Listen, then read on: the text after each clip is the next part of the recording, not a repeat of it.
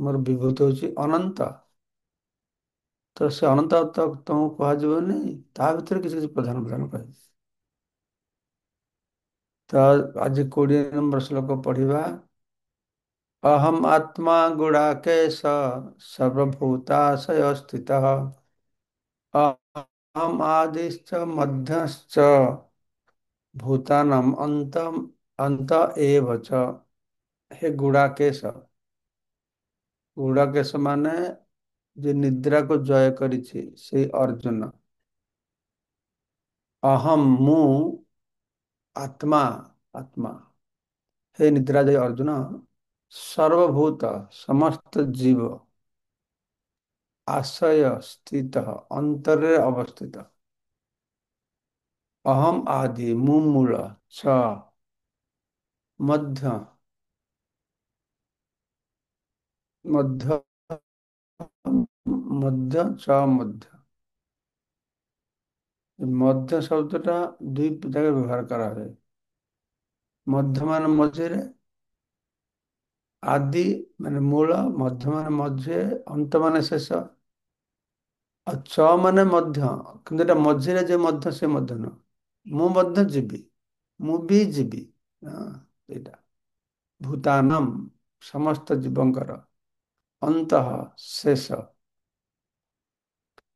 ଏବ ନିଶ୍ଚିତ ଭାବରେ, ସ ଏବଂ, ହେ ଗୁଡ଼ାକେଶ, ମୁଁ ସମସ୍ତ ଜୀବର ହୃଦୟରେ ଥିବା ଆତ୍ମା ଅଟେ।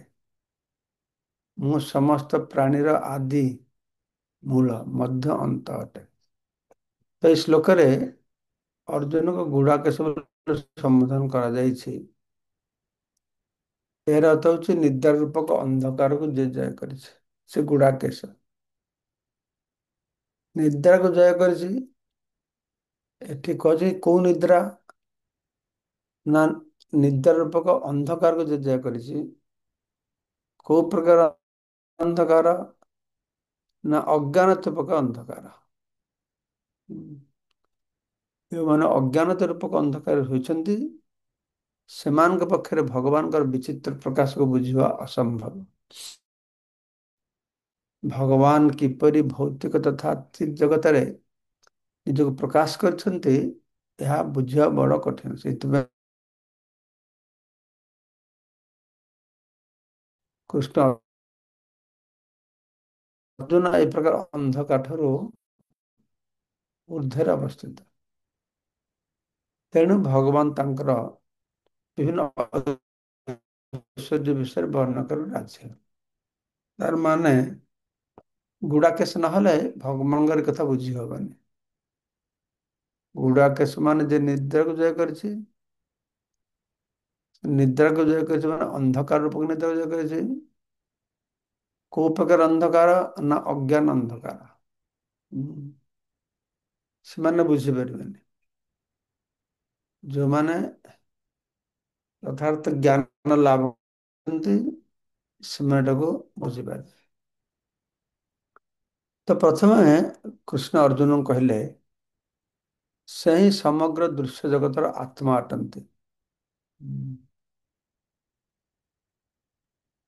ସମସ୍ତ ଦୃଶ୍ୟ ଜଗତର ଆତ୍ମା ହଉଛନ୍ତି ଭଗବାନ। ସମସ୍ତ ଦୃଶ୍ୟ ଜଗତ ମାନେ ଆମର ଏ ଜଗତରେ ଅନନ୍ତ କୋଟି ବ୍ରହ୍ମାଣ୍ଡ ରହିଛି, ତାର ଆତ୍ମା ଭଗବାନ। ସେ ଆତ୍ମାଟି କିଏ? ସେ ହଉଛନ୍ତି ମହାବିଷ୍ଣୁ। ଆଉ ତାଙ୍କର ପ୍ରଥମ ବିଷ୍ଣୁତାଂଶ ସାହାଯ୍ୟରେ ଏ ସମଗ୍ର ଦୃଶ୍ୟ ଜଗତ ମଧ୍ୟରେ ପ୍ରବେଶ କରି ଆତ୍ମରେ ଅବସ୍ଥାନ କରୁଛନ୍ତି। ଏ ଭୌତିକ ଜଗତକୁ ସୃଷ୍ଟି କରିବା ପୂର୍ବରୁ ଭଗବାନ ତାଙ୍କର ବିଷ୍ଣୁତାଂଶ ସାହାଯ୍ୟରେ ପୁରୁଷ ଅବତାର ଗ୍ରହଣ କରିଲେ। କୋଉ ପୁରୁଷ? ମହାବିଷ୍ଣୁ, ତ୍ରଣୋଦକସାଇ ବିଷ୍ଣୁ, ଯାହାଠାରୁ ଏ ସମସ୍ତ ବ୍ରହ୍ମାଣ୍ଡ ପ୍ରକଟିତ ହେଲା। ତାଙ୍କଠାରୁ ସବୁ ଆରମ୍ଭ ହେଲା। ତେଣୁ ସେ ଆତ୍ମା ଅଟନ୍ତି। ଏ ସମଗ୍ର ମହତ୍ ତତ୍ଵର ଆତ୍ମା ଅଟନ୍ତି। ମହତ୍ ତତ୍ଵ ଆପଣମାନେ ଜାଣନ୍ତି। ଚତୁର୍ବିଂଶତି ତତ୍ତ୍ୱ ମହତ୍ତତ୍ତ୍ୱ। ସମଗ୍ର ଭୌତିକ ଶକ୍ତି ସୃଷ୍ଟିର କାରଣ ନୁହଁ। ଜଡ଼ ବସ୍ତୁ ସୃଷ୍ଟି କରିପାରିବନି। ଚିନ୍ମୟ ବସ୍ତୁର ସଂସ୍ପର୍ଶରେ ନ ଆସିଲେ। ବାସ୍ତବରେ ମହାବିଷ୍ଣୁ ସମଗ୍ର ଭୌତିକ ଶକ୍ତି ଅର୍ଥାତ୍ ମହତ୍ତତ୍ତ୍ୱ ମଧ୍ୟରେ ପ୍ରବେଶ କରନ୍ତି।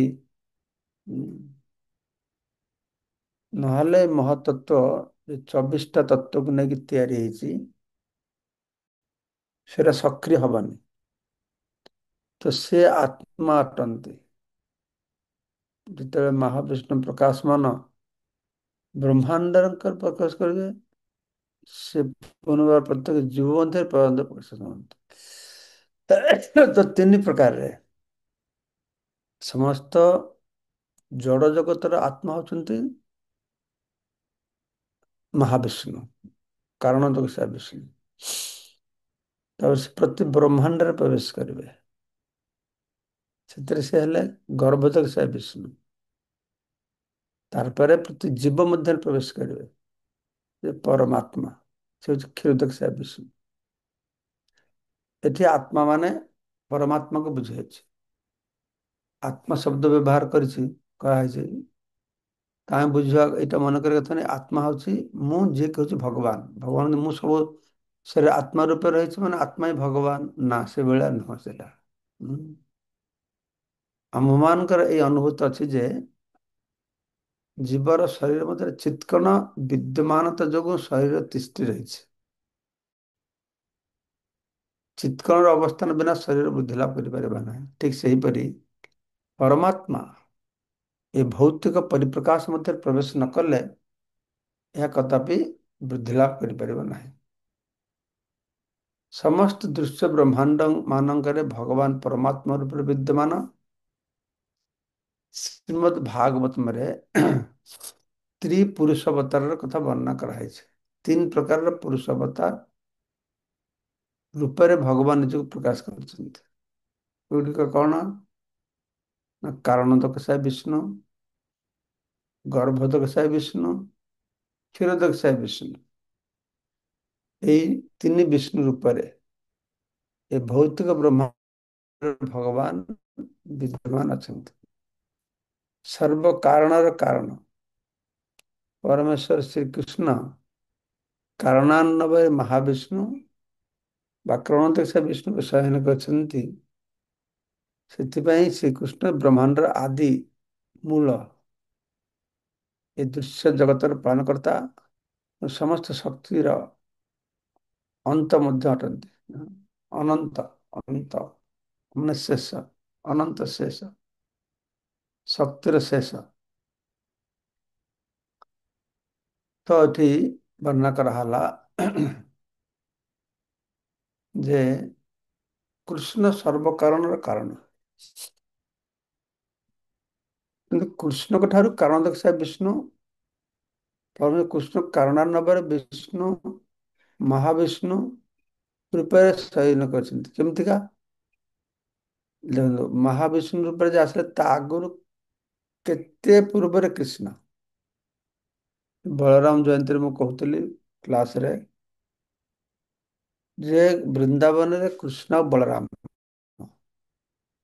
ପ୍ରଥମ ହଉଛି କୃଷ୍ଣ। କୃଷ୍ଣ ପ୍ରଥମ ପ୍ରକାଶ ହଉଛନ୍ତି ବଳରାମ। ବାସ୍, କୃଷ୍ଣଙ୍କଠୁ ଆଉ କେହି ପ୍ରକାଶିତ ହେଇନାହାନ୍ତି। ଏକମାତ୍ର ବଳରାମ ହିଁ ପ୍ରକାଶିତ ହେଲେ। ତାପରେ ବଳରାମ ଦ୍ୱାରକାରେ ଆସିକି ହେଲେ ମୂଳ ସଂକର୍ଷଣ। ତାପରେ ମୂଳ ସଂକର୍ଷଣ ବୈକୁଣ୍ଠକୁ ଯାଇକି ହେଲେ ମହାସଂକର୍ଷଣ। ଏଇ ମହାସଂକର୍ଷଣଙ୍କଠୁ କାରଣୋଦକ ବିଷ୍ଣୁ ଆଉ ମହାବିଷ୍ଣୁ ପ୍ରକାଶିତ ହେଲେ। ତ ସେ କଥା କୃଷ୍ଣ ଏଇ ଶ୍ଲୋକରେ କହୁଛନ୍ତି, ଅହମ୍ ଆତ୍ମା ଗୁଡ଼ାକେଶ ସର୍ବଭୂତ ଭୂତାସ୍ଥିତି। ତ ମୁଁ ସମସ୍ତ ଜୀବଙ୍କର ହୃଦୟରେ ଥିବା ଆତ୍ମା। କିନ୍ତୁ ଏଇ ଆତ୍ମାଟି ଆମେ ବୁଝିବା, ସେ ସମସ୍ତଙ୍କ ଜୀବନରେ ପରମାତ୍ମା ରୂପରେ ଅଛନ୍ତି, ଆଉ ଆତ୍ମା ତାଙ୍କର ଅଂଶ ଶକ୍ତି ରୂପରେ ଅଛନ୍ତି। परमात्मा तो शक्तिमान, आत्मा शक्ति, ଦୁଇ ରୂପରେ ସେଠି ଉପସ୍ଥିତ ଅଛନ୍ତି। ଏଠି ଯୋଉ କହୁଛି ଏ ଯେ ପରମାତ୍ମା, କାହିଁକି ନା ଅହମ୍ ଆଦିଶ୍ଚ ମଧ୍ୟଚ ଭୂତାନାମ୍ ଅନ୍ତ ଏବ ଚ। ଅହମ୍ ଆତ୍ମା ଗୁଡ଼ାକେଶ ସର୍ବ, ଏଟା ସମସ୍ତ ଜୀବର ଭିତରେ ଯେ ମୁଁ ମାନେ କଣ? ହଁ, ସେଇ ଜୀବ ଯଦି ଆତ୍ମା ହେଇଥାନ୍ତା, ଜୀବ ଆତ୍ମା ହେଇଥାନ୍ତା, ତାହେଲେ ସେ ତ ଆଦି ମଧ୍ୟ ଅନ୍ତ ହନ୍ତେନି। ଏଠି ଆତ୍ମା ମାନେ ପରମାତ୍ମା କୁ ବୁଝୁଛି, ଏଭଳିଆ ବୁଝିବାକୁ ପଡିବ। ମାୟାବାଦୀ ମାନେ ତାଙ୍କ ଭଳିଆ ତ ଭାଷ୍ୟ ଦେଇଥିବେ। 21 ନମ୍ବର ଶ୍ଲୋକରେ ଆଦିତ୍ୟାନାମ୍ ଅହମ୍ ବିଷ୍ଣୁ ଜ୍ୟୋତିଷାମ୍ ରବିର୍ ଅଂଶୁମାନ୍ ମରୀଚିର୍ ମରୁତାମ୍ ଅସ୍ମି ନକ୍ଷତ୍ରାନାମ୍ ଅହମ୍ ଶଶି। ଆଦିତ୍ୟ ମାନଙ୍କ ମଧ୍ୟରେ ଅହମ୍ ବିଷ୍ଣୁ, ମୁଁ ହଉଛି ବିଷ୍ଣୁ। ଦୈତ୍ୟ ଦିତିଙ୍କ ପୁତ୍ର ଦୈତ୍ୟ, ଅଦିତ୍ୟଙ୍କ ପୁତ୍ର ଆଦିତ୍ୟ। ହଁ। ଦେବତା ମାନଙ୍କ ଭିତରେ ମୁଁ ହଉଛି ବିଷ୍ଣୁ। ଆଉ ବିଷ୍ଣୁ ପରମେଶ୍ୱର ଜ୍ୟୋତିଷା ନାମ ରବି। ଜ୍ୟୋତିଷ ମାନେ ଜ୍ୟୋତିଷ୍କ, ଯୋଉ ସମୟ ତମ ଯାହା ତ ଜ୍ୟୋତି ବିଚ୍ଛୁରିତ ହଉଛି, ବିଭିନ୍ନ ତାରାଠୁ ଜ୍ୟୋତି ବିଚ୍ଛୁରିତ ହଉଛି। ହଁ, ଚନ୍ଦ୍ର, ତାରା, ସୂର୍ଯ୍ୟ, ଏ ସମସ୍ତ ଭିତରେ ମୁଁ ହଉଛି ସୂର୍ଯ୍ୟ। ମୁଁ ଉଜ୍ଜଳ ସୂର୍ଯ୍ୟ। ଜ୍ୟୋତିଷାନାମ ରବି ଅଂଶୁମାନ, ମୁଁ ଉଜ୍ଜଳ ସୂର୍ଯ୍ୟ। ତାପରେ ମରିଚି ମରୁତାଂ, ମରୁତ ମାନଙ୍କ ଭିତରେ ମୁଁ ହଉଛି ମରିଚି। ନକ୍ଷତ୍ର ମାନଙ୍କ ମଧ୍ୟରେ ମୁଁ ହଉଛି ଚନ୍ଦ୍ର। ଚନ୍ଦ୍ରକୁ ନକ୍ଷତ୍ର ସବୁ ବୋଲି କୁହାଯାଉଛି। ତ 12 ଜଣ ଆଦିତ୍ୟ ଅଛନ୍ତି, ସେମାନଙ୍କ ମଧ୍ୟରେ କୃଷ୍ଣ ହଉଛନ୍ତି ଦ୍ୱାଦଶ ଆଦିତ୍ୟ। ଦ୍ୱାଦଶ ଆଦିତ୍ୟ ଭିତରେ କୃଷ୍ଣ ହଉଛନ୍ତି ପ୍ରଧାନ। ଆକାଶରେ ଚକଚକ କରୁଥିବା ଜ୍ୟୋତିଷ ମାନଙ୍କ ମଧ୍ୟରେ ସୂର୍ଯ୍ୟ ପ୍ରଧାନ। ଦ୍ୱାଦଶ ଆଦିତ୍ୟଙ୍କର ନାମ ଥିବ, ମୁଁ ଜାଣିନି, ଖୋଜିକି ବାହାର କରିବାକୁ ପଡିବ। ଦ୍ୱାଦଶ ଆଦିତ୍ୟଙ୍କ ନାଁ କଣ? ଦ୍ୱାଦଶ ଆଦିତ୍ୟ, ଏକାଦଶ ରୁଦ୍ର, ଅଷ୍ଟ ବସୁ, 49 ମରୁତ, ଏସବୁ ରହିଛନ୍ତି ଏଭଳିଆ। ବୁଝିପାରିଲେ? ବ୍ରହ୍ମ ସଂହିତାରେ କୁହାଯାଇଛି ଯେ ସୂର୍ଯ୍ୟ ପରମେଶ୍ୱରଙ୍କର ଉଜ୍ଜଳ ଦୀପ୍ତି ଅଟନ୍ତି ଏବଂ ତାଙ୍କର ଏକ ଚକ୍ଷୁ ଅଟନ୍ତି। ଏ ସୂର୍ଯ୍ୟ ଯେତିକ ଜ୍ୟୋତିଷ୍କ ଅଛନ୍ତି ତାଙ୍କ ଭିତରେ ସୂର୍ଯ୍ୟ ପ୍ରଧାନ। କୃଷ୍ଣ କହୁଛନ୍ତି ମୁଁ ସେ ସୂର୍ଯ୍ୟ, ଜ୍ୟୋତିଷ୍କ ମାନଙ୍କ ଭିତରେ ମୁଁ ସୂର୍ଯ୍ୟ। କିନ୍ତୁ ଏଇ ସୂର୍ଯ୍ୟ ହଉଛି କଣ ନା ଭଗବାନଙ୍କର ଉଜ୍ଜଳ ଦୀପ୍ତ, ତାଙ୍କର ଏକ ଚକ୍ଷୁ ବୋଲି କୁହାଯାଇଛି। ସୂର୍ଯ୍ୟ କେତେ ଜ୍ୟୋତିର୍ମାନ, କିନ୍ତୁ ଭଗବାନଙ୍କ ଜ୍ୟୋତି ସଙ୍ଗେ ସୂର୍ଯ୍ୟ ଜ୍ୟୋତି ତୁଳନା କଲେ କଣ ବୁଝାଯିବ? ଭଗବାନଙ୍କର ଯୋଉ ଜ୍ୟୋତି, ବ୍ରହ୍ମ ଜ୍ୟୋତି, ସେ ବ୍ରହ୍ମ ଜ୍ୟୋତିର ଗୋଟେ ସ୍ଫୁଲିଙ୍ଗ ଯେତେ ଉଜ୍ଜଳ, ଏଇ ବ୍ରହ୍ମାଣ୍ଡରେ ଯେତେ ଲକ୍ଷ ଲକ୍ଷ ସୂର୍ଯ୍ୟ ଅଛନ୍ତି, ସମସ୍ତଙ୍କ ଉଜ୍ଜଳତାକୁ ଏକଜୁଟ ଏକଠା କରିଲେ ଯାହା ହବ, ଭଗବାନଙ୍କ ଶରୀରରୁ ଯୋଉ ବ୍ରହ୍ମ ଜ୍ୟୋତି ନିର୍ଗତ ହଉଛି, ତାର ଗୋଟେ ସ୍ଫୁଲିଙ୍ଗ ସଙ୍ଗେ ବି ସମାନ ହବନି। ବୁଝିପାରିଲ? ଭଗବାନଙ୍କ ବିଭୂତି କଣ ବୁଝିବ? ଭଗବାନ ତାକୁ ବୁଝିବାକୁ କହିଦେଲେ ମୁଁ ଯେତେ ସୂର୍ଯ୍ୟ, ସୂର୍ଯ୍ୟ ଦୂରେ ଥାଉ, କୋଟି କୋଟି ସୂର୍ଯ୍ୟ, ବ୍ରହ୍ମାଣ୍ଡ ଯେତେ ସୂର୍ଯ୍ୟ ଅଛନ୍ତି ସମସ୍ତ ସୂର୍ଯ୍ୟର ଜ୍ୟୋତି ଅଛି ଭଗବାନଙ୍କର ଅଙ୍ଗ କାନ୍ତିରୁ ବା ଅଙ୍ଗ ଜ୍ୟୋତି ଗୋଟେ ସ୍ଫୁଲିଙ୍ଗ। ମରିଚ। ମରିଚି। ମରିଚି ଅନ୍ତରୀକ୍ଷର ନିୟନ୍ତ୍ରଣକାରୀ ଦେବତା ଅଟନ୍ତି। ଅନ୍ତରୀକ୍ଷ ମାନେ ଆକାଶ। ମରିଚି ଅନ୍ତରୀକ୍ଷର ଦେବତା ଅଟନ୍ତି। ଏ ଶ୍ଲୋକରୁ ସ୍ପଷ୍ଟ ହୁଏ ଯେ ଚନ୍ଦ୍ରମା ମଧ୍ୟ ଏକ ନକ୍ଷତ୍ର ଅଟନ୍ତି। ତେଣୁ ଆକାଶରେ ସମ୍ୟକ ଆଲୋକ ପ୍ରଦାନ କରୁଥିବା ତାରାଗଣ ମଧ୍ୟ ସୂର୍ଯ୍ୟଙ୍କ ଆଲୋକକୁ ପ୍ରତିଫଳିତ କରନ୍ତି। ହୁଁ। ସମଗ୍ର ବ୍ରହ୍ମାଣ୍ଡରେ ଅଗଣିତ ସୂର୍ଯ୍ୟ ବିଦ୍ୟମାନ। ହଁ। ସବୁ ବ୍ରହ୍ମାଣ୍ଡରେ ଗୋଟେ ଗୋଟେ ସୂର୍ଯ୍ୟ। ସମଗ୍ର ବ୍ରହ୍ମାଣ୍ଡରେ ଅଗଣିତ ସୂର୍ଯ୍ୟ ବିଦ୍ୟମାନ, ଏହାକୁ ବୈଦିକ ସାହିତ୍ୟ ସ୍ୱୀକାର କରେ ନାହିଁ। ହୁଁ। ଅନେକ ସୂର୍ଯ୍ୟ ଅଛନ୍ତି ତା ନୁହେଁ। ସୂର୍ଯ୍ୟ ଏକମାତ୍ର ଏକ। ଏବଂ ଚନ୍ଦ୍ର କିରଣରେ, ସୂର୍ଯ୍ୟ କିରଣରେ ଚନ୍ଦ୍ରମା ଯେପରି ପ୍ରତିଫଳିତ ହୁଏ, ଠିକ ସେପରି ଅନ୍ୟ ତାରାଗଣ ମଧ୍ୟ ସୂର୍ଯ୍ୟଙ୍କର ଆଲୋକରେ ଆଲୋକିତ ହୋଇଥାନ୍ତି। ଆଚ୍ଛା ଆଚ୍ଛା। ତ ପ୍ରଭୁପାଦ କହୁଛନ୍ତି ସୂର୍ଯ୍ୟ ଏକ, ଏ ସୂର୍ଯ୍ୟଙ୍କ ଆଲୋକ ପାଇକି ତାରା ଗୁଡାକ ଯୋଉ ଚକଚକ କରୁଛନ୍ତି, ସେମାନେ ବି ସୂର୍ଯ୍ୟଙ୍କ ଆଲୋକ ପାଇକି କରିଛନ୍ତି। ହୁଁ। ଯେହେତୁ ଏଟା ଭଗବତ ଗୀତା ସୂଚିତ କରୁଛି ଯେ ଚନ୍ଦ୍ର ମଧ୍ୟ ଏକ ନକ୍ଷତ୍ର, ତେଣୁକରି ମିଞ୍ଜି ମିଞ୍ଜି ଜଳୁଥିବା ତାରାଗଣ କଦାପି ସୂର୍ଯ୍ୟ ନୁହନ୍ତି। ହଁ। ହଁ। ବୈଜ୍ଞାନିକ ମାନେ ସେଇଭଳିଆ ଭାବନ୍ତି। ତାଙ୍କର ତାମାନେ ତାରା ମାନଙ୍କର ନିଜର ଆଲୋକ ନାହିଁ। ହୁଁ। ଚନ୍ଦ୍ର ସମ ସେଗୁଡ଼ିକ ମଧ୍ୟ ଗୋଟେ ଗୋଟେ ନକ୍ଷତ୍ର। ରାତ୍ରି ନକ୍ଷତ୍ର ମାନଙ୍କ ମଧ୍ୟରେ ଚନ୍ଦ୍ର ପ୍ରଧାନ ଅଟନ୍ତି। ଏହି ପ୍ରକାରରେ ଚନ୍ଦ୍ର କୃଷ୍ଣଙ୍କର ପ୍ରତିନିଧିତ୍ୱ କରିଥାନ୍ତି। ବେଦାନାଂ ସାମ ବେଦସ୍ମି ଦେବାନାಂ अस्मि वासव ଇନ୍ଦ୍ରିୟାଣାଂ ମନଶ୍ଚାସ୍ମି ଭୂତାନାଂ अस्मि ଚେତନା। ବେଦାନାଂ ସାମ ବେଦ अस्मि। ବେଦ ମାନଙ୍କ ମଧ୍ୟରେ ମୁଁ ହଉଛି ସାମ ବେଦ। ଚାରିଟା ବେଦ আছে। ଋକ୍ ସାମ ଯଜୁର ଅଥର୍ବ।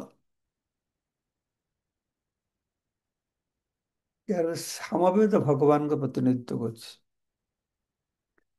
ଦେବାନାಂ अस्मि ବାସବ। ଦେବତା ମାନଙ୍କ ମଧ୍ୟରେ ମୁଁ ହଉଛି ବାସବ, ସ୍ୱର୍ଗର ରାଜା ଇନ୍ଦ୍ର। ଇନ୍ଦ୍ରିୟାଣାଂ ମନଶ୍ଚାସ୍ମି। ଇନ୍ଦ୍ରିୟ ମାନଙ୍କ ମଧ୍ୟରେ ମୁଁ ହଉଛି ମନ। ଭୂତାନାଂ अस्मि ଚେତନା। ଜୀବମାନଙ୍କ ଯୋଉ ଚେତନା, ସେଇଟା ହଉଛି ଭଗବାନ। ଜଡ଼ ପଦାର୍ଥ ଓ ଜୀବନ୍ତ ପ୍ରାଣୀ ମଧ୍ୟରେ ଏଇ ପାର୍ଥକ୍ୟ ଅଛି ଯେ ଜୀବଠାରେ କଥା ହୁଏ, ଯେପରି ଚେତନ ଶକ୍ତି ଅଛି, ଜଡ଼ ବସ୍ତୁରେ ସେପରି ନାହିଁ। ତେଣୁ এই ଚେତନ ଶକ୍ତି ପ୍ରଧାନ ଏବଂ ସନାତନ ଅଟେ। ଜଳ ବସ୍ତୁର ସଂଯୋଗ ଦ୍ୱାରା ଚେତନାର ଉତ୍ପତ୍ତି ହୋଇପାରେ ନା, ହୋଇନପାରେ। ଜଳ ବସ୍ତୁ ମିଶିଗଲେ ଚେତନା ବାହାରିବ। ନାସ୍ତିକ ମାନେ ଏଭଳିଆ ମନେ କରୁଛନ୍ତି। ପ୍ରବାଦ କରୁଛନ୍ତି ସବୁ ତ କେମିକାଲ ବସ୍ତୁ, ଶରୀରରେ ଯାହା ଅଛି ସେଗୁଡା ତ ମିଳେ। ସେଗୁଡା ଯୋଗାଡ଼ ମଣିଷ, ଚେତନ ମଣିଷ କରିପାରିବେନି। ହଁ। ରୁଦ୍ରାଣାଂ ସଂଗ୍ରସ୍ତାସ୍ମି ବିଦେଶ ଯକ୍ଷରାକ୍ଷସାମ୍ ପଶୂନାଂ ପାବକସ୍ତାସ୍ମି ମେରୁ ଶିଖରିଣାମ୍ ଅହଂ।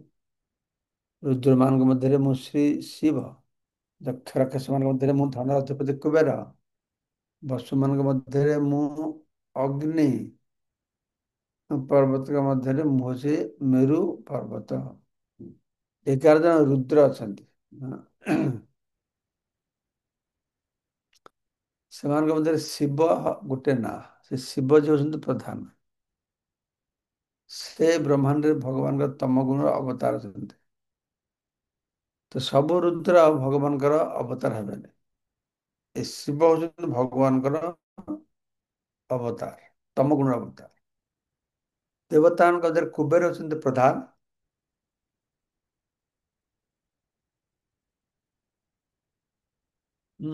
ସେ ନା এই ବ୍ରହ୍ମାଣ୍ଡରେ ଭଗବାନଙ୍କ ତମ ଦେବତାଙ୍କ ମଧ୍ୟରେ କୁବେର ଯେମିତି ପ୍ରଧାନ ଭଣ୍ଡାର ଅଧିପତି ସେ ଭଗବାନଙ୍କର ଏଇ ଯୋଉ ଯକ୍ଷ ରାକ୍ଷସ ମଧ୍ୟରେ ହଉଛି କୁବେର। ହୁଁ। ମେରୁ ପର୍ବତ ପ୍ରାକୃତିକ ଦ୍ରବ୍ୟରେ ସମୃଦ୍ଧ ସେଥିପାଇଁ କି ଏଇଟା ହଉଛି ପ୍ରଧାନ ପ୍ରସିଦ୍ଧ।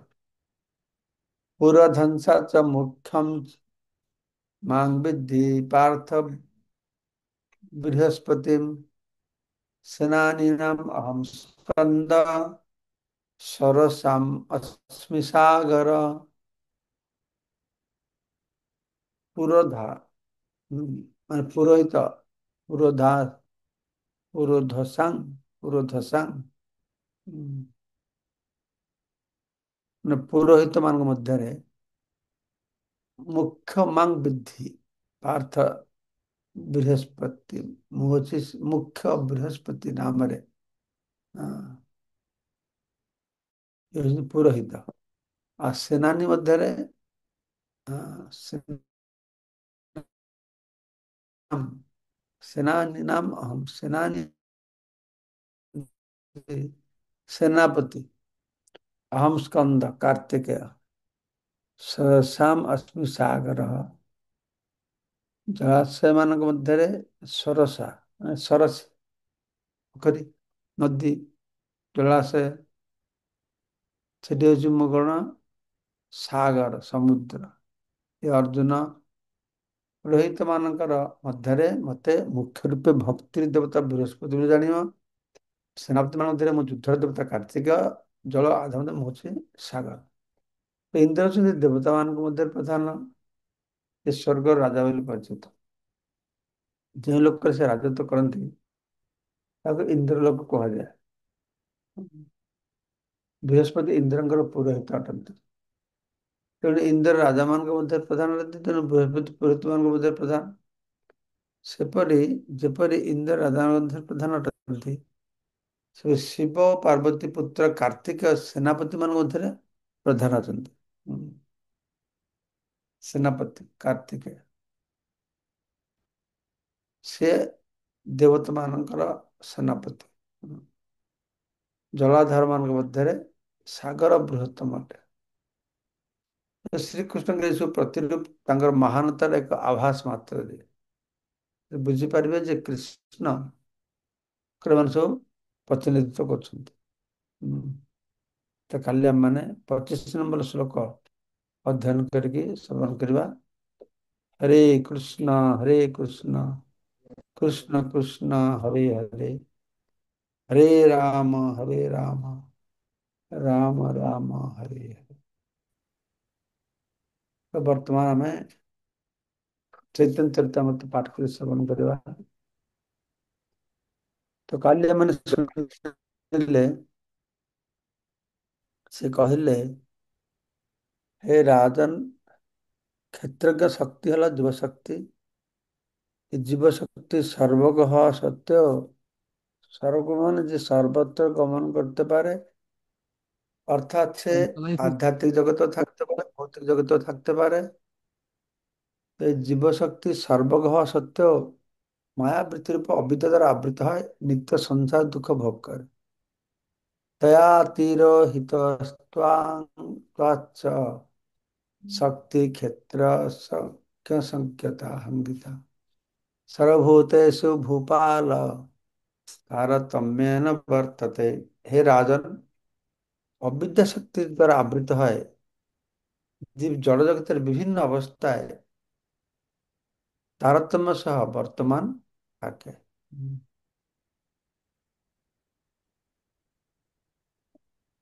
জড়া প্রকৃতির তিনটি গুণের প্রভাব অনুসারে জড়া প্রকৃতি বিভিন্ন মাত্রার জীবের উপর তার প্রভাব বিস্তার করে। কালকে আমরা পড়েছিলাম যে কিভাবে 84 লক্ষ জীবজনী রয়েছেন।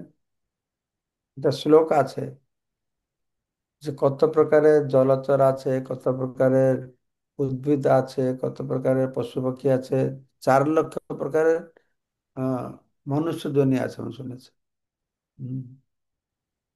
তো এই মানুষ কালকে আমরা শুনলাম মদ মদ অর্ধ ମଧ୍ୟମ, ଅଧମ, ମଧ୍ୟମ, ଉତ୍ତମ, ଏ ଚେତନାର କଥା କାଲି ତମର ଆଲୋଚନା କରିଥିଲି। ତାପରେ ଭଗବାନ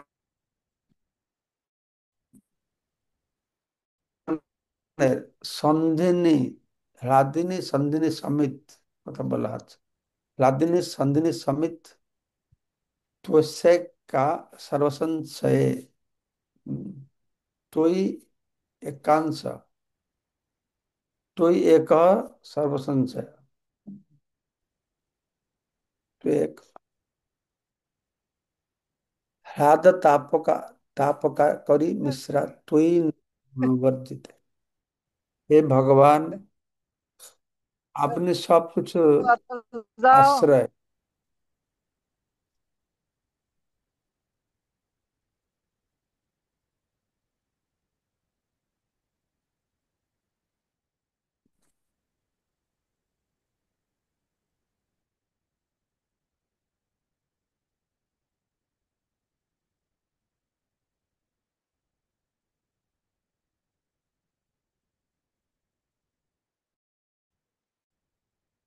हे भगवान, आपने सब कुछ आश्रय, हृदिनी संधिनी और सम्मित, এই শক্তিত্রে এক অন্তরঙ্গা শক্তিরূপে আপনার মধ্যে বিরাজ করছে।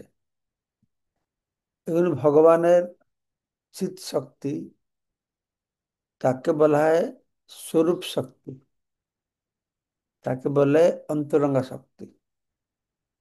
ভগবানের অন্তরে রয়েছে, মধ্যে রয়েছে, স্বরূপ শক্তি তার স্বরূপে রয়েছে। স্বরূপ শক্তি বলা হলো, অন্তরঙ্গা শক্তি বলা হলো। তো ও তিন প্রকারে, আদিনে সন্ধিনে সমিত। জড়া প্রকৃতির তিনটে গুণ, যা সুখ দুঃখ এবং এই দুইয়ের মিশ্রণ, তা আপনার মধ্যে বিরাজিত করেন, কেননা আপনি জড় গুণ বর্জিত। কারণ বলা আছে হ্লাদিনী সন্ধিনী সমিত। হ্লাদিনী, ভগবান হ্লাদিনী শক্তিটা কি? আনন্দদায়িনী শক্তি, হ্লাদিনী শক্তি। সন্ধিনী, সত্ত্বা শক্তি। সত্ত্বা শক্তিটা কি? যার উপরে ভগবানের সত্তা আশ্রয় করে রয়েছে, এটা হচ্ছে সন্ধিনী শক্তি। ভগবানের সত্তা যাহাতে বিশ্রাম, তার সম্মিত শক্তি হচ্ছে জ্ঞান শক্তি। এই তিনটে শক্তি তৈরি, মানে আপনার মধ্যে একহা সর্বসংশয়ে, আপনি একা সর্ব সংশ্রয়ে, সবকিছুর আশ্রয়, সম্যক আশ্রয়, সংশ্রয়। রাদিনী সন্ধিনী সম্মিত, তুই একা সর্বসংশ্রয়ে, তুমি একাই সবকিছুর আশ্রয়। হ্লাদ তাপকায়, মানে আনন্দ, হ্লাদ মানে আনন্দ, এই জন্য হ্লাদিনী শক্তি আনন্দ দানকারী শক্তি। এখানে হ্লাদ তাপকারী, তাপ মানে বেদনা, আনন্দ বেদনা প্রদানকারী, দুইয়ের মিশ্রণ, তুই ন গুণবর্জিত। তো আপনার মধ্যে কোনো গুণ নেই, রজগুণ, তমগুণ, সত্যগুণ। কারণ আপনি হচ্ছেন জড়গুণ বর্জিত। তো এই শ্লোক বিষ্ণু পুরাণে বর্ণনা করা হয়েছে। সচ্চিদানন্দময় হয় ঈশ্বর স্বরূপ, তিন অংশে চিৎ শক্তি হয় তিন রূপ। সচ্চিত আনন্দ, তিন অংশ, তিনটে জিনিস। এমনি লোকেরা বলে সচ্চিদানন্দ, সচ্চিদানন্দ নামে অনেক লোক আছে সচ্চিদানন্দ, কিন্তু তাদেরকে জিজ্ঞেস সচ্চিদানন্দ মানে কি বলতে পারবেন। সচ্চিদানন্দ মানে সচ্চিত আর আনন্দ। তো বৈদিক শাস্ত্র সিদ্ধান্ত অনুসারে জ্ঞানের বিষয়বস্তু হচ্ছে পরমেশ্বর ভগবান, জীব ও মায়া শক্তি, এই জড় জগৎ। এটা বলে জ্ঞান, একে বলে সম্বন্ধ জ্ঞান।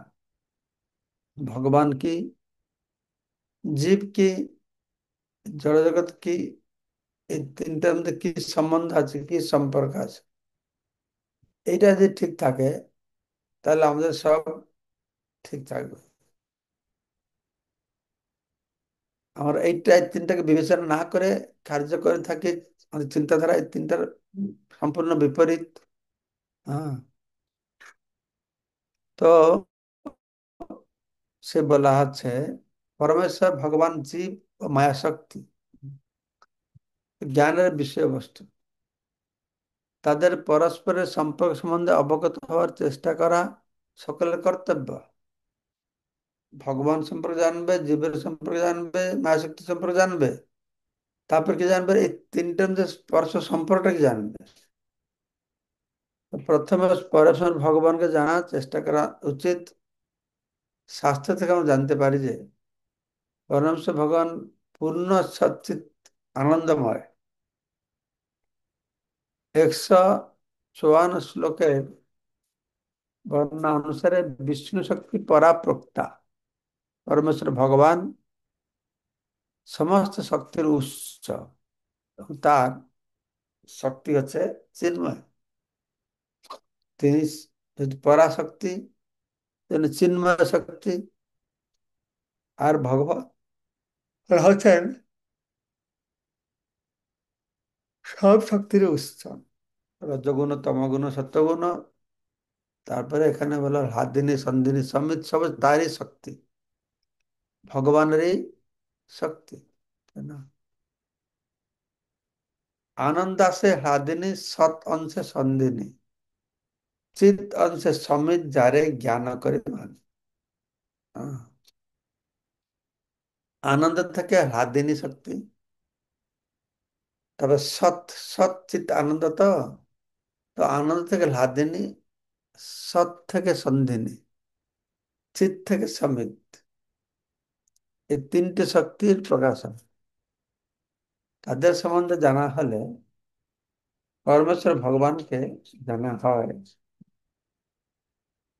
এই তিনটে শক্তি ভালো কি বুঝতে পারবে, সে পরমেশ্বর ভগবানকে বুঝতে পারবে।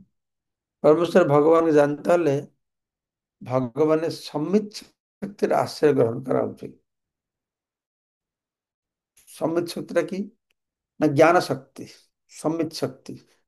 ভগবত জ্ঞান থাকতে হবে না ভগবান সম্পর্কে।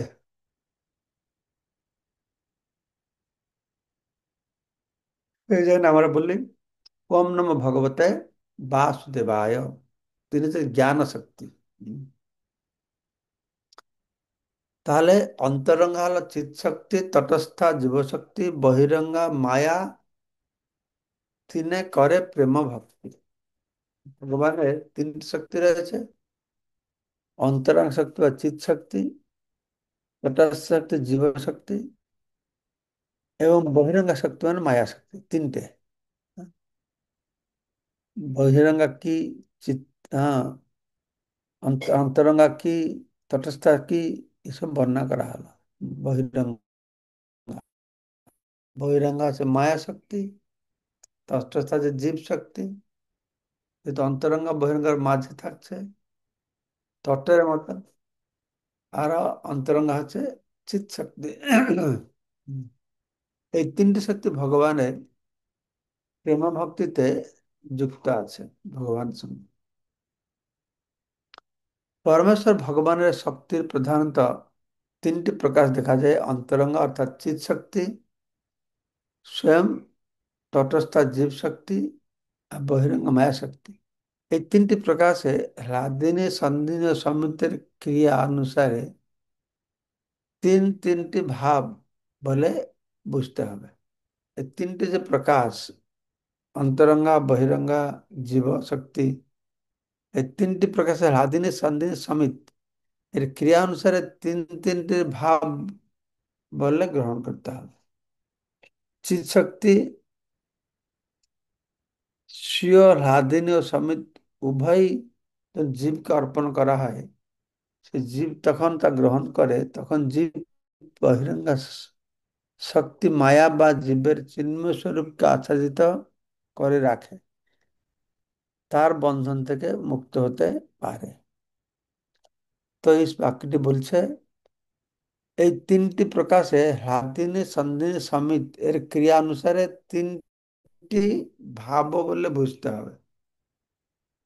তো চিৎ শক্তি স্বীয় হাদিনী ও সম্বিত, সন্ধিন এখানে বলা হলো না, সম্মিত বলা হলো। চিৎ শক্তির মধ্যে রাত দিন আছে, সন্ধিন আছে, সম্মিত আছে।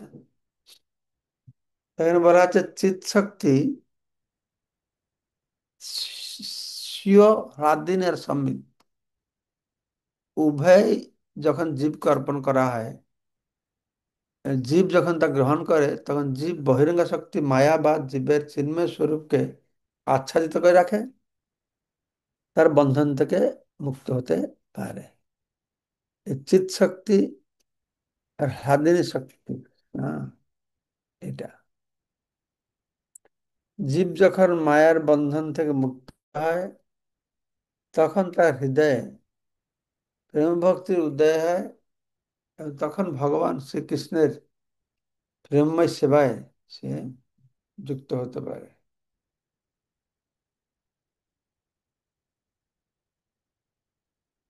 তারপরে মায়া যেসব মায়া সেসব তো অন্তরঙ্গা চিৎ শক্তি তটস্থ জীব শক্তি, তিনে করে প্রেম ভক্তি। ষড়বিধ ঐশ্বর্য প্রভুর চিৎ শক্তি বিলাস, হেন শক্তি নাহি মানে পরম সাহস। এই চিৎ শক্তি যেটা, এটা হচ্ছে ষড়বিধ ঐশ্বর্য।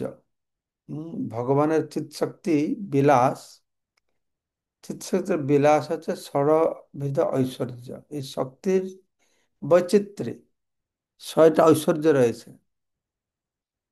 সেই শক্তিকে আপনি স্বীকার করেন না, এত সাহস আপনার?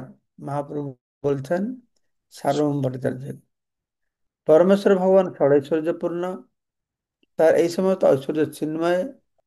সেই পরমেশ্বর ভগবানকে নির্বিশেষ নিঃশক্তিকে বলে মনে করা চরম অপরাধ, সম্পূর্ণরূপে বিরুদ্ধ।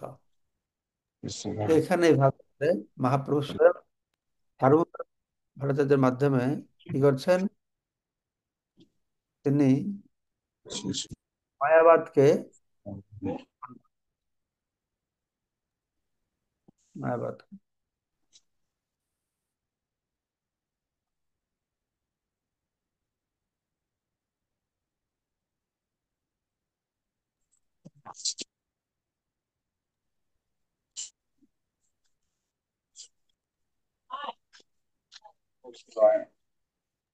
কোথাও একটা আওয়াজ আসছে,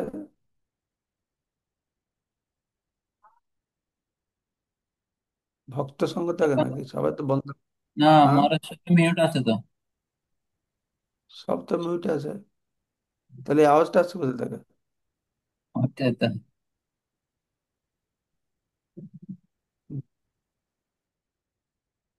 তো এই ষড়বিধ ঐশ্বর্য জানেন আপনারা, ঐশ্বর্য সমগ্র সব বিদ্যা শাস্ত্রীয় জ্ঞান ও বৈরাগ্য সেব।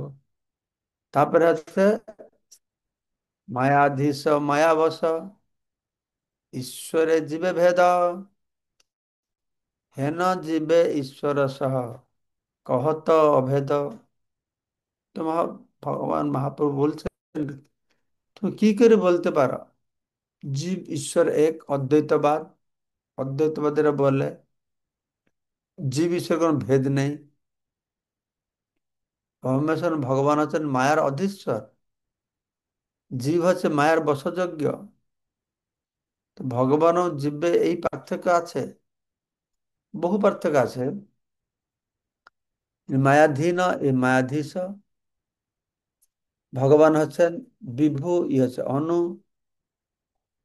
উম, তাহলে কি করে হতে পারে? পরমেশ্বর ভগবান স্বাভাবিকভাবেই সর্বশক্তিমান। জীব ভাগে ভাগে সদৃশ্য হওয়ার ফলে ভগবানের শক্তির অধীন। ভগবানের শক্তির অধীন। ভগবানের শক্তি দিয়ে করে, কিন্তু ভগবান তার শক্তির অধীন নয়, শক্তিটা তার অধীন। আর জীব কি না, ভগবানের অধীনে তার শক্তি, আর ভগবানের শক্তির অধীনে আছে জীব।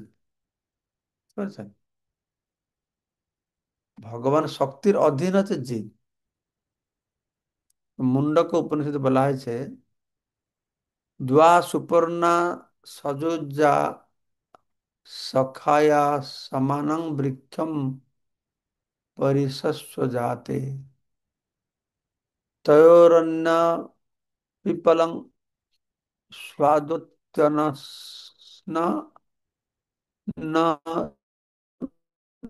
ন হি অভিচাকসিতে। খুব লম্বা সন্ধি করে লেখা আছে শব্দটা। সমান বৃক্ষে পুরুষ নিমগ্ন অনিশয়া শোচতি মুহ্যমানা দুষ্টং সদা পश्यत नामि समस्य মহিমানমিতি বিতশোক। মুন্ডক উপনিষদে বলা হলো স্পষ্টভাবে যে ভগবানের সঙ্গে জীবের পার্থক্য এটা স্থাপিত করা হয়েছে। জীব কর্মফলের ভোক্তা, আর ভগবান সাক্ষী রূপে রয়েছেন অনুমন্ত উপদেষ্টা। ক্লিয়ারলি বলা আছে ভগবান। ভগবান যে বলছে আমি অনুমন্ত উপদেষ্টা, সে যদি জীব হচ্ছে তাহলে সে অনুমন্ত উপদেষ্টা কার হবে? এবং ভগবান তাকে ফল দিচ্ছে, এইটা বর্ণনা করা হচ্ছে। একটা গাছে দুটো পাখি আছে, একটি পাখি ফল খাচ্ছে, মিষ্টি ফল খেলে আসুখী হচ্ছে, দ্বিতীয় ফল খেলে দুঃখী হচ্ছে। আরেকটা ফল পাখি আছে, সে কাউকে সে কিছু করে না, শুধু দেখতে থাকে। কত কথা বলা হলো। জীব তার বাসনা অনুসারে পরমাত্মার পরিচালনায় এক দেহ থেকে আরেক দেহে এবং এক গ্রহ থেকে আরেক গ্রহে গমন করে, কিন্তু ভগবান করুণার ফলে জীব যখন প্রকৃতিস্থ হয় তখন সে ভগবত ভক্তি লাভ করে। জীব এরকম অনন্ত ব্রহ্মাণ্ড ঘুরতে থাকে তার বাসনা অনুসারে। পরমাত্মা ঘুরায়, আর ভগবানের কৃপা হলে সে ভক্তি লাভ করে। তার ফলে মায়া বন্ধন থেকে সে মুক্ত হয়। তখন সে তার পরম সুহৃদ পরমেশ্বর ভগবানকে দেখতে পায় ও সমস্ত শোকমোহ থেকে মুক্ত হয়। সেই সম্বন্ধে ভগবত গীতায় ভগবান বলেছেন, ব্রহ্মভূত প্রসন্নাত্মান সচতি ন কাঙ্ক্ষতি। জীব যখন চিন্ময় স্তরে ব্রহ্মভূত স্তর অধিষ্ঠিত হয়, তখন সে পরম ব্রহ্মকে জানতে পারে, এবং তখন সে সমস্ত শোক মোহ আকাঙ্ক্ষা থেকে মুক্ত হইতে পারে। এইভাবে স্পষ্টরূপে প্রমাণিত হয় যে পরমেশ্বর ভগবান সর্বদাই সমস্ত শক্তির অধীশ্বর, তো জীব সর্বদাই সমস্ত শক্তির অধীন। কারণ জীব তো একটা শক্তি, তো উন্নত শক্তি নিয়ন্ত্রিত হচ্ছে। এটাই মায়াধীশ মায়াবশ এর পার্থক্য। বুঝতে পারছেন? মায়াধীশ মায়াবশ। গীতা শাস্ত্রে জীব রূপ শক্তি করি মানে হেন জীবে ভেদ কর ঈশ্বরের সনে। ভগবত গীতা স্পষ্ট প্রতিপাদন হয়েছে জীব হচ্ছে পরমেশ্বর ভগবানের তটস্থ শক্তি। অপরং তুষ্টং প্রকৃতি বিদ্ধিমে পরাম।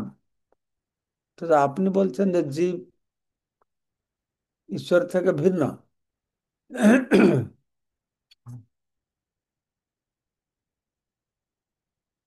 তো ভগবত গীতায় স্পষ্ট প্রতিপন্ন করা হয়েছে জীব হচ্ছে পরমেশ্বর ভগবানের তটস্থ শক্তি।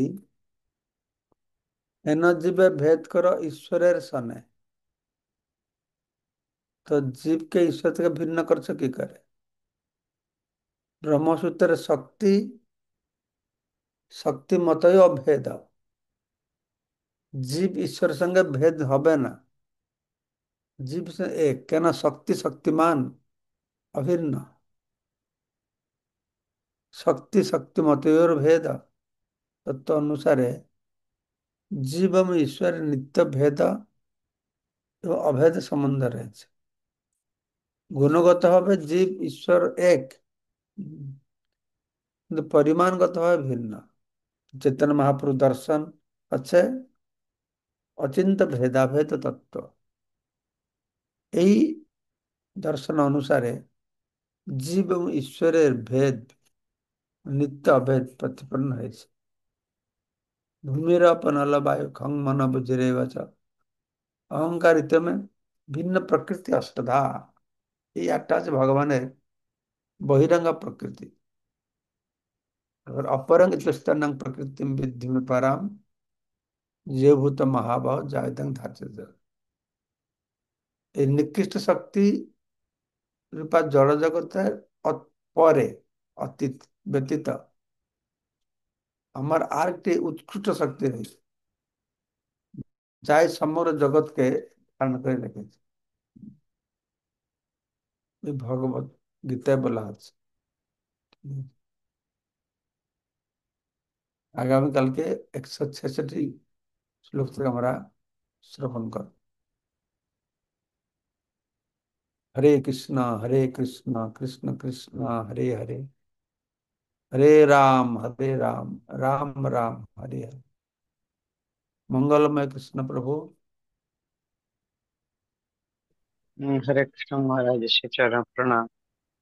মহারাজ, ওই 160 নম্বর শ্লোকের তাৎপর্য এখানে যেটা রয়েছে, পরমেশ্বর ও ভগবানের শক্তির প্রধানত তিনটে প্রকার দেখা যায়: অন্তরঙ্গা শক্তি, তটস্থ শক্তি আর বহিরঙ্গা শক্তি। এই তিনটি প্রকাশে আহ্লাদিনী, সন্ধিনী ও সম্বিত এর ক্রিয়া অনুসারে তিনটি ভাব বলে বুঝতে হবে। এটা বুঝতে পারছি না কি বলা হলো। কত নম্বর শ্লোক? 160।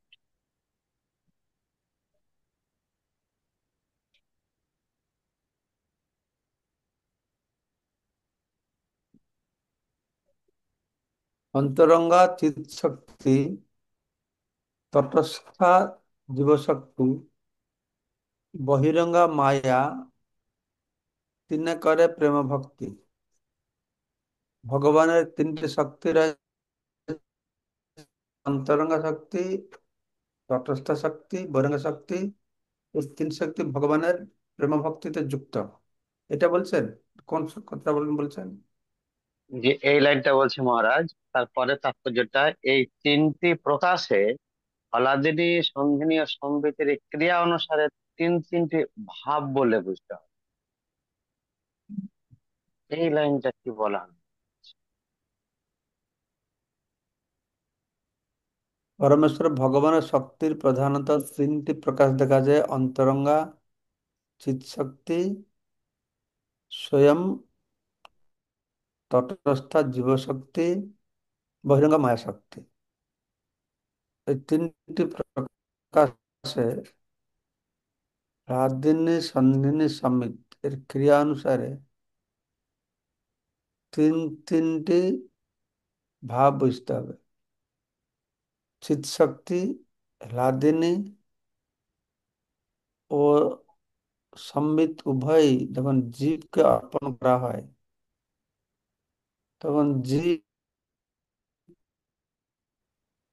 যখন তা গ্রহণ করে, মায়া যা জীবের চিন্ময় স্বরূপকে আচ্ছাদিত করে রাখে, তার বন্ধন থেকে মুক্ত হতে পারে। আমি ঠিক করে বুঝতে পারছি না এই ক্রিয়া তিনটি ভাব বলে বুঝতে হবে। এই তিনটি ভাব কি? তো এমনি এটা স্পেকুলেশন করে বলতে পারি যে ভগবানের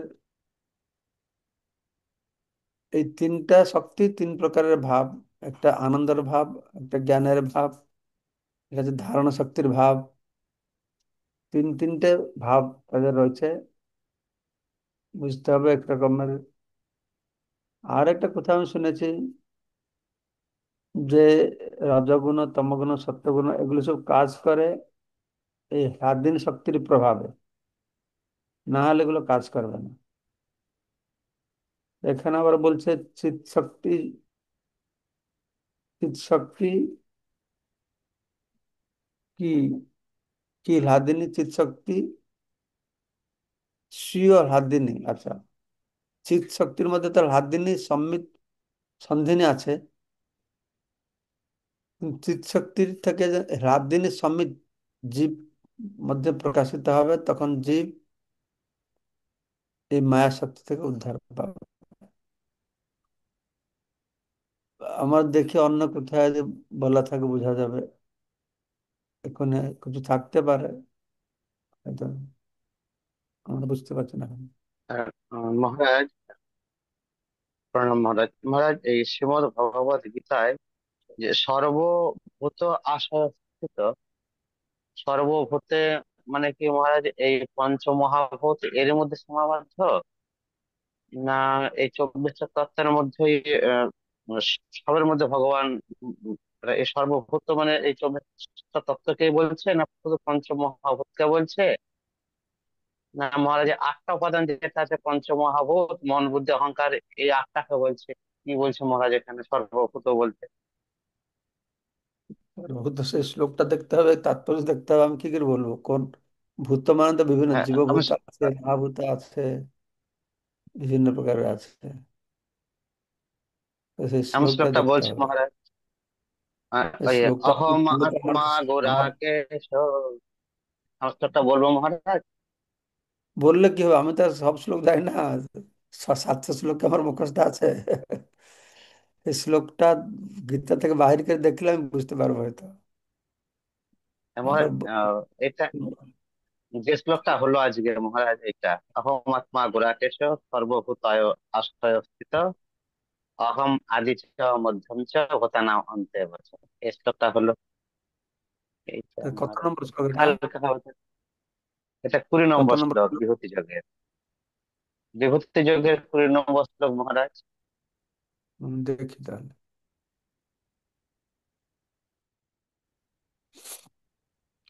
अहम आत्मा गुड़ाकेश सर्वभूत, सर्वभूत মানে সমস্ত জীবের মধ্যে,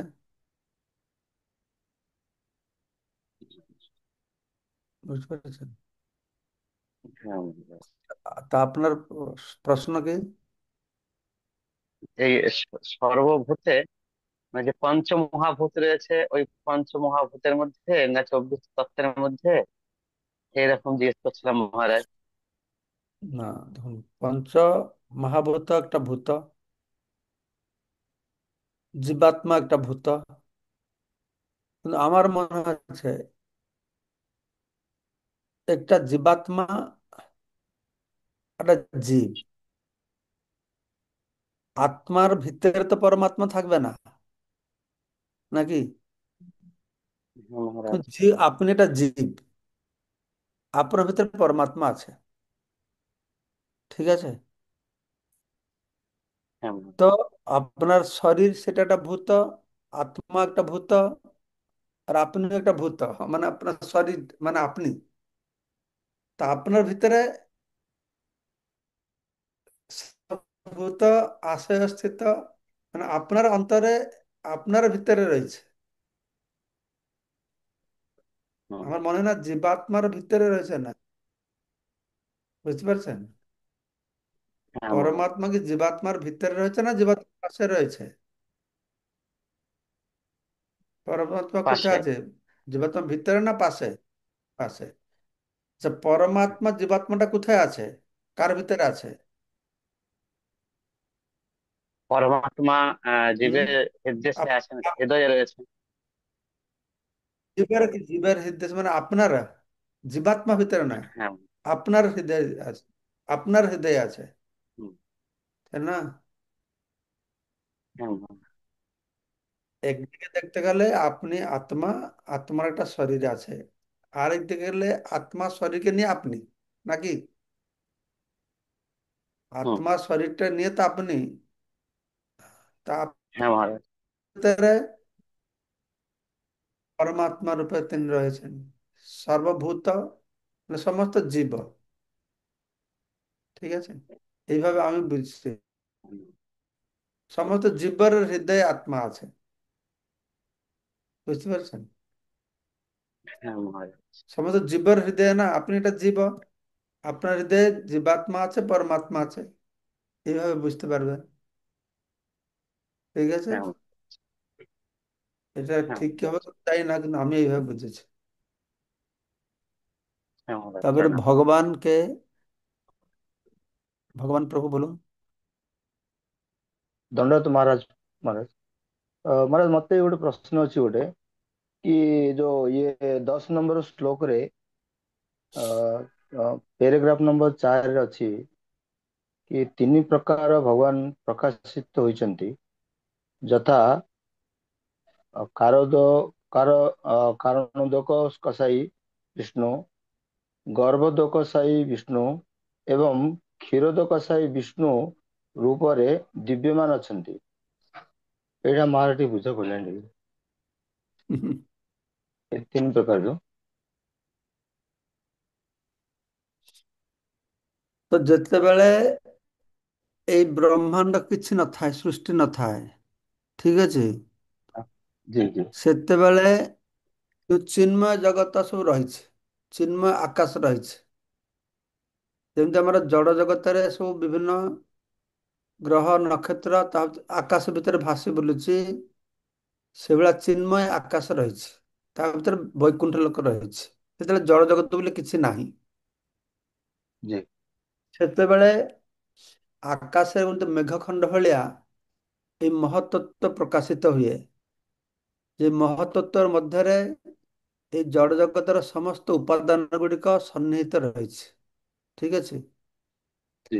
କିନ୍ତୁ ଜଡ଼ ଜଗତର ଉପାଦାନ ଥିଲେ ବି ସେଗୁଡିକ କ୍ରିୟାଶୀଳ ହବନି। ହଁ। ତାର ମଧ୍ୟରେ ଭଗବାନ କୃଷ୍ଣ ମହାବିଷ୍ଣୁ ରୂପରେ ପ୍ରକାଶ କରୁଛନ୍ତି, ପ୍ରକାଶିତ ହଉଛନ୍ତି ମହାବିଷ୍ଣୁ। ଏଇ ମହାବିଷ୍ଣୁକୁ କାରଣ ଦୋକସାଇ ବିଷ୍ଣୁ କୁହାଯାଏ, କାହିଁକି କାରଣ ଜଳରେ ସେମାନେ ଶୟନ କରିଥାନ୍ତି, ଠିକ ଅଛି। କାରଣ ଜଳରେ, ହଁ। ତାପରେ କାରଣ ଦୋକସାଇ ଶୟନ କରିଥାନ୍ତି, ତାପରେ ତାଙ୍କ ଲୋମକୂପରୁ ବ୍ରହ୍ମାଣ୍ଡ ସୃଷ୍ଟି ହୁଏ। ବ୍ରହ୍ମାଣ୍ଡ, ତ ହଁ। ସେଇ ବ୍ରହ୍ମାଣ୍ଡରେ କାରଣ ଦୋକସାଇ ବିଷ୍ଣୁ ବା ମହାବିଷ୍ଣୁ ଗର୍ଭୋଦକସାଇ ରୂପରେ ପ୍ରବେଶ କରନ୍ତି। ଯୋଉ ହଁ। ଅ, ଅ, ବିଷ୍ଣୁଙ୍କର ଗର୍ଭରୁ ନାଭି ପଦ୍ମରୁ ବ୍ରହ୍ମା ସୃଷ୍ଟି ହୁଅନ୍ତି, ଠିକ ବ୍ରହ୍ମାଣ୍ଡ ଅଛି। ସୃଷ୍ଟି, ହଁ। ଜି। ତାପରେ ସେଇ ପ୍ରତି ବ୍ରହ୍ମାଣ୍ଡରେ ଏଇ ଗର୍ଭୋଦକସାଇ ବିଷ୍ଣୁ ପ୍ରତି ବ୍ରହ୍ମାଣ୍ଡରେ ପରମାତ୍ମା ଏବଂ ସେ କ୍ଷୀରୋଦକସାଇ ବିଷ୍ଣୁ ପାଇଁ ଯୋଗୁଁ ପ୍ରକାଶ କରି କ୍ଷୀର ସାଗରରେ ଶୟନ କରନ୍ତି। ଏଇ ତିନିଟା ଭଗବାନ ବିଷ୍ଣୁଙ୍କୁ ତିନି ପୁରୁଷ ଅବତାର କୁହାହୁଏ। ମହାବିଷ୍ଣୁ, ଗର୍ଭୋଦକସାଇ ବିଷ୍ଣୁ, କ୍ଷୀରୋଦକସାଇ ବିଷ୍ଣୁ। এই তিনটা পুରୁଷ ଅବତାର ବୋଲା ହୁଏ। ଏବଂ ଏ କ୍ଷୀରୋଦକସାଇ ବିଷ୍ଣୁ ହେଉଛନ୍ତି ଜୀବର ମଧ୍ୟ ଯୋଉ ପରମାତ୍ମା ଅଛି, ଏ ଜୀବର ପରମାତ୍ମା ଅଣୁପରମାଣୁରେ ବି ସେ ଅଛନ୍ତି। ଗର୍ଭୋଦକସାଇ ବିଷ୍ଣୁ ଅଛନ୍ତି ଏଇ ବ୍ରହ୍ମାଣ୍ଡର ପରମାତ୍ମା। ମହାବିଷ୍ଣୁ ଅଛନ୍ତି ସମ୍ପୂର୍ଣ୍ଣ ଜଡ଼ ଜଗତର ପରମାତ୍ମା, ଜି ଠିକ ଅଛି। ଜି। ଜି ଦଣ୍ଡର ହୁଁ, ପ୍ରଣାମ। ଧନ୍ୟବାଦ। নন্দরানী মাতাজি।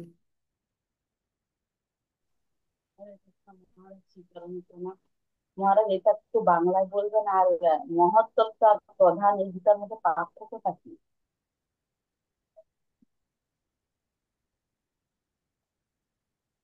আমার যা মনে হয়, প্রধান হচ্ছে সূক্ষ্ম প্রকৃতি প্রধান। যখন সূক্ষ্ম। সব কিছু সূক্ষ্ম রূপে থাকে, হ্যাঁ, সেই সূক্ষ্ম প্রকৃতিটা প্রধান মহত্তত্ব রূপে প্রকাশিত হয়। মহত্তত্ত্ব থেকে অহংকার তত্ত্ব। অহংকার তত্ত্ব তিন প্রকারের: তামসিক অহংকার, রাজসিক অহংকার, সাত্ত্বিক অহংকার। সাত্ত্বিক অহংকার থেকে ম- মন মন আর ইন্দ্রিয়ের সৃষ্টি হয়। রাজসিক অহংকার থেকে মন আর দেবতা সৃষ্টি হয়। সাত্ত্বিক অহংকার থেকে রাজসিক অহংকার থেকে ইন্দ্রিয় সৃষ্টি হয়। তামসিক অহংকার থেকে ক্ষিত অপ্তেজ মরুদ্যম সৃষ্টি হয়। এইরকম আমি শুনেছি। তাকে ঠিক করে বোঝা খুব মুশকিল। এবার ক্ষীরোদ্যোগ সাই বিষ্ণু ঠিক ওইটা আছে, আরেকটা বাংলায় বলে। আপনার কথা শোনা যাচ্ছে না। ওই ক্ষীরোদ্যোগ হরে সাই কৃষ্ণ বিষ্ণু মহারাজ। এর সাথে বললেন না, উড়িয়াতে বললেন, ওটা বাংলা একটু বলবেন? স্যার আরেকটু বড় করে বলেন। আমি তো ক্ষীরোদক সাই বিষ্ণু আর গর্ভোদক সাই বিষ্ণু আর এই কারণোদক সাই বিষ্ণু, এই তিনটা সম্পর্কে এক্ষুনি যে বললেন না উড়িষ্যাতে, তো ওইটা একটু বাংলাতে বলবেন? আমি তো এটা অনেকবার আগে বলেছি। বৈকুণ্ঠে যে থাকেন মহাশঙ্কর্ষণ, যখন এই সৃষ্টি হবে, ভগবান কৃষ্ণের ইচ্ছা হয়, তো সেই মহাশঙ্কর্ষণ এই মহাবিষ্ণু রূপে প্রবেশ করেন এই মহত্তত্ত্বের মধ্যে। যে মহত্তত্ত্ব চিৎ আকাশের মধ্যে একটা মেঘখণ্ডের মতন দৃশ্যমান হয়। তার মধ্যে এই মহত্তত্ত্বের মধ্যে সমস্ত ভৌতিক উপাদানগুলি রয়েছে। সে প্রধান থেকে মহত্তত্ত্ব সৃষ্টি হয়। তো আমি শুনেছি এই প্রধান বা সূক্ষ্ম প্রকৃতি, এই সূক্ষ্ম প্রকৃতির উপরে মহাশঙ্কর্ষণ মহাবিষ্ণু রূপে প্রকাশিত হয়ে তাকে অবলোকন করেন, দৃষ্টিপাত করেন সূক্ষ্ম প্রকৃতি। ঠিক আছে? তো সূক্ষ্ম প্রকৃতি বা প্রধান থেকে মহত্তত্ত্ব প্রকাশিত হয়। তো তার মধ্যে ভগবান মহাবিষ্ণু কারণজলে শয়ন করে থাকেন। মহাবিষ্ণুর লোমকূপ থেকে গর্ভযোগ বিষ্ণু প্রকাশিত হয়, প্রতি ব্রহ্মাণ্ডে প্রবেশ করেন। তো ব্রহ্মাণ্ডে ওনার শরীর থেকে যে স্বেদ বা ঘাম বেরোয়, তার থেকে সে ব্রহ্মাণ্ডের হাফ পরিপূর্ণ হয়, তার উপরে তিনি শয়ন করে থাকেন। তাকে বলা গর্ভযোগ বিষ্ণু, যার নাভি কমল থেকে ব্রহ্মা সৃষ্টি হয়েছেন। সে গর্ভযোগ বিষ্ণু। এবং সেই গর্ভযোগ বিষ্ণু নিজেকে ক্ষীরোদক বিষ্ণু রূপে প্রকাশিত করেছেন, যিনি ক্ষীরসাগরে শয়ন করেছেন। এই ক্ষীরোদক বিষ্ণু প্রতি জীবের হৃদয়ে পরমাত্মা রূপে অবস্থান করছেন এবং প্রতি অনুপরমাণুতে অবস্থান করছেন। তো ক্ষীরোদক বিষ্ণু হচ্ছেন প্রতিটি জীবের পরমাত্মা। গর্ভোদক বিষ্ণু হচ্ছেন এই ব্রহ্মাণ্ডের পরমাত্মা। মহাবিষ্ণু বা কারণোদক বিষ্ণু হচ্ছেন সমস্ত ভৌতিক জগতের পরমাত্মা। তো এইভাবে আমি শুনেছি। ঠিক যে আছে? ঘাম বেরোচ্ছে ওইটা কি হয়, ওইটা বুঝতে পারলাম না। ওইটা থেকে সমুদ্র সৃষ্টি হয়? কোনটা? কোনটা? শরীর থেকে যে ঘামটা বেরোয়, এটা থেকে কি সৃষ্টি হয়? প্রশ্নটা কি? ঘাম তো বেরোচ্ছে মানে? রোমকূপ থেকে তো, মহাবিষ্ণু থেকে রোমকূপ থেকে তো ব্রহ্মাণ্ড সৃষ্টি হচ্ছে, হুম। কিন্তু ওনার যে মানে ঘাম থেকে কিটা বেরোয় কি? ব্রহ্মাণ্ডের মধ্যে ভগবান নিজেকে গর্ভ দক্ষায় ওটা বিষ্ণুরূপে প্রবেশ করছেন। তো যে হ্যাঁ, গর্ভসাগর হবে। ঠিক আছে? সাগর। এই গর্ভসাগরে যে জলটা, হ্যাঁ, ওটা হ্যাঁ, বৃষ্টি থেকে হয় না। আমাদের সাগর থেকে জলটা বৃষ্টি থেকে এটা ভগবানের শরীর থেকে জলটা বেরিয়েছে। হ্যাঁ, ওইটাই। শরীর থেকে বেরিয়ে আর সেই জলের উপর ভগবান শয়ন করেছেন। ব্যাপার হচ্ছে, আমরা এই জড় বুদ্ধি দিয়ে কার শরীর থেকে অত জল বেরোলো, পুরো ব্রহ্মাণ্ড ভরে গেল, তারপরে শুয়ে আছে, এগুলো তো অচিন্ত্য। বুঝতে পারছেন? কিন্তু এইগুলি হয়েছে বলে বর্ণনা করা হয়েছে। তা আমাদের চিন্তায় কুলাচ্ছে না। কিন্তু ভগবান শরীর থেকে অত ব্রহ্মাণ্ডের হাফ জলে ভরে গেল, তারপরে শুয়ে আছেন। ঠিক আছে, কিন্তু আমাদের বুদ্ধিতে না কুলালেও এগুলি বাস্তব। ঠিক আছে। হুম। না, বারবার শুনতে শুনতে আরো অনেক কিছু জানা যায়। হ্যাঁ, ওই বারবার শুনে এটা মনে রাখবেন, হ্যাঁ। তাহলে তো কোনদিন ভগবানের কৃপা হলে আরো বেশি বোধগম্য হবে আমাদের হ্যাঁ, এসব জিনিস। ঠিক আছে, চরম প্রণাম মহারাজ। ঠিক আছে, হরে সবাইকে অশেষ কৃষ্ণ ধন্যবাদ। মহারাজ। হ্যাঁ। মহারাজ প্রণাম। মহারাজ, এই মহাতত্ত্ব সম্পর্কে শ্রীল প্রভুপাদ এরকম লিখেছেন, পড়ব মহারাজ। বলুন। আহ, মহাতত্ত্বে সমস্ত জড় সৃষ্টির উপাদানগুলি রয়েছে, হুম। এমনকি বদ্ধ জীবাত্মারাও রয়েছে। হুম। মহাতত্ত্বকে 16টি ভাগে ভাগ করা হয়: পঞ্চভূত ও একাদশ ইন্দ্রিয়। মহাতত্ত্ব হচ্ছে নির্মল আকাশে একখণ্ড মেঘের মতো। হুম। সমগ্র চিন্ময় জগৎ ভগবানের ব্রহ্মজ্যোতিতে উদ্ভাসিত। এই হুম। অন্তহীন বিরাট চিদাকাশের এক কোণে মহাতত্ত্ব হয়ে হাজির হয়, এবং হুম। যে অংশে এই মহাতত্ত্বের দ্বারা আচ্ছাদিত হয়, মানে হয়ে পড়ে, সেই অংশকে জড়জগৎ বলে। হুম। আহ, এটা শিলা প্রভুপাদ কোথাও লিখেছেন, আমি নোট করে রেখেছি মহারাজ। হুম। সেটাই তো বললাম না, চিদ আকাশে এটা মেঘখণ্ডের মতন প্রকাশিত হয় মহত্তত্ত্ব, তার ভিতরে সব জড় উপাদানগুলি থাকে। বুঝতে পারছেন? কিন্তু ভগবান বিষ্ণু, এই যে বললাম ভগবান মহাতত্ত্ব, তার পূর্বে থাকে সূক্ষ্ম প্রকৃতি রূপে। তো প্রকৃতির দৃষ্টিপাত করে জীব, প্রকৃতির মধ্যে জড় উপাদানগুলি থাকে। ঠিক আছে। তো জড় উপাদানের মধ্যে ভগবান দৃষ্টিপাত করে জীবকে আধান করেন, তো এটা মহতত্ত্ব রূপ ধারণ করে। সেজন্য বলেছে না তো প্রভুপাদ, মহাতত্ত্বের মধ্যে জড় উপাদান আছে, জীব আছে। ঠিক আছে। তো এটা চিদ আকাশ বা পরব্যোমতে এটা ছোট মেঘের মতন থাকে ওটা ওখানে। মেঘ যেরকম আমরা দেখছি, অত বড় আকাশের মেঘ একটা, সেই রকম আর কি। ঠিক আছে, তাহলে সবাইকে অশেষ ধন্যবাদ। বাঞ্ছা কল্পতরুভশ্চ কৃপা সিন্ধু ভেব চ পতিতানাং পাবনেভ্যো বৈষ্ণবেভ্যো। পতিতানাং পাবনভ্য বৈষ্ণবায় নমো নমঃ।